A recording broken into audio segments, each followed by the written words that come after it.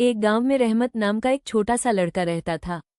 रहमत का दिल बहुत कोमल और प्यार से भरा हुआ था। उसके पास कुछ भी नहीं था, बस एक बूढ़ी सी गाय थी जिसे वो प्यार से लाली बुलाता था। लाली कोई आम गाय नहीं थी, वो रहमत के लिए माँ जैसी थी। जब रहमत भूखा होता, लाली उसे दूध देती और उसका पेट भरती। जब वो उदास होता तो लाली अपने सिर को उसके कंधे से लगाकर उसे ढांढस बंधाती। दोनों एक दूसरे के बिना अधूरे थे। एक दिन गांव में सूखा पड़ गया। बारिश नहीं हुई, खेत सूख गए, जानवर भूखे रहने लगे। गांव के लोग अपने जानवर बेचने लगे।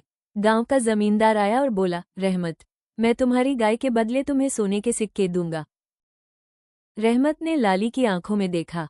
वहां आंसू थे, लेकिन प्यार भी था। रहमत ने मुस्कुराते हुए कहा, मैं भूखा रह लूंगा, लेकिन लाली को किसी कीमत पर नहीं बेचूंगा। ये बात पूरे गांव में फैल गई। सब हैरान थे कि एक छोटा बच्चा इतनी सच्ची मोहब्बत कैसे कर सकता है। कुछ ही दिनों में बारिश आ गई, खेत फिर से हरे हो गए, गांव खुशहाल हो गया। रहमत और लाली की कहानी गांव में प्यार और वफादारी की मिसाल बन गई।